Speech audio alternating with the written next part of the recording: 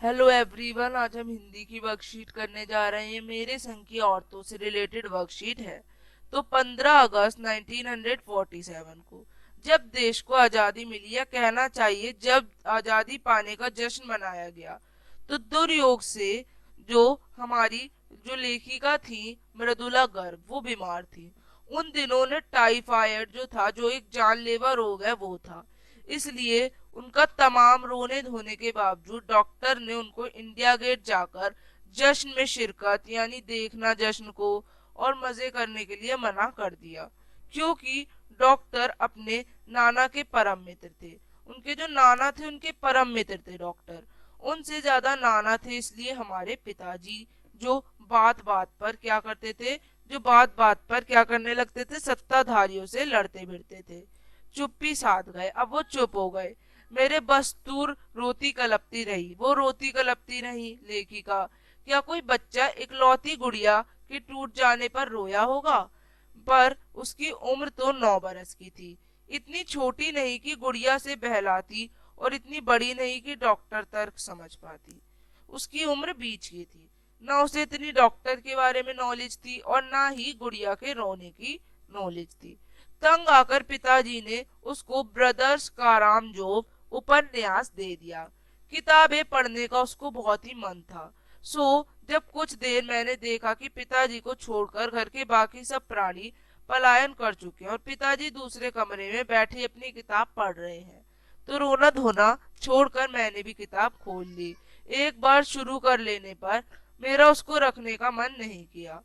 तो उस वक्त ब्रदर्स काराम जो मुझे जो थी बहुत ही अच्छी किताब लगी, तो उन्होंने उसको पढ़ा। उसमें उनको एक अध्याय बड़ा ही अच्छा लगा। कौन सा? जो बच्चों के संग अनाचार और अत्याचार हो रहा है, वो उसको देखते हैं, पढ़ती हैं, और इसके उनपे गहरा प्रभाव पड़ता है। उसके बाद उनकी जो अपनी कुछ किताबें थी, जैसे कि जादू का कालीन, मेरा नाटक नहीं है, व 3 किलो की छोरी जैसी कहानियां, और काठ गुलाब उपन्यास के कई अंशों पर उन्होंने प्रभाव डाले। तो आइए अब कुछ क्वेश्चंस कर लेते हैं। तो क्वेश्चन शुरू होते हैं पहले क्वेश्चन के संग, कि लेखिका को 15 अगस्त 1947 को जश्न में शिरकत करने की आजादी क्यों नहीं थी?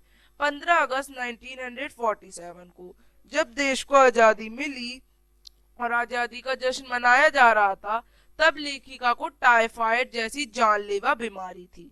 इसी वजह से उनके परम मित्र जो थे डॉक्टर, उन्होंने क्या कहा कि इसको आजादी की जश्न में शिरकत नहीं देनी चाहिए। लेखिका को उनके पिता ने कौन से उपन्यास पढ़ने को दिए? लेखिका को उनके पिता ने रूसी लेखक दास्तोवस्की द्वारा लिखित ब्रदर्स कारामजोव उपन्यास पढ़ने के लिए दिया। उपन्यास के कौन से हिस्से ने लेखिका को सबसे ज्यादा प्रभावित किया? उन्हें बच्चों पर अत्याचार वाला भाग सबसे ज्यादा प्रभावित करने वाला लगा, क्योंकि बच्चों को पढ़ने, खेलने, कूदने का अधिकार होना चाहिए। चौथा, लेखिका को किन रचनाओं ने इस उपन्यास के अंश का प्रभाव पड़ा?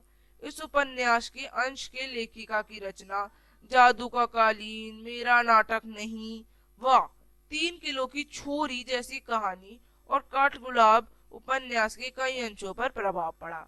लेखिका को उनके पिता के कौन से उपन्यास को पढ़ने के लिए दिया गया? तो आप लोग इस तरह से फिफ्थ का आंसर लिख सकते हैं। यहाँ पे वर्कशीट जो है आप लोगों की खत्म होती है। अब हम मिलेंगे आगे की वर्कशीट्स के संग। तब तक के लिए बाय। चैनल को लाइक, सब्सक्राइब एंड क्या करें, शेयर करें अगर आपको वीडियो पसंद आई। बाय।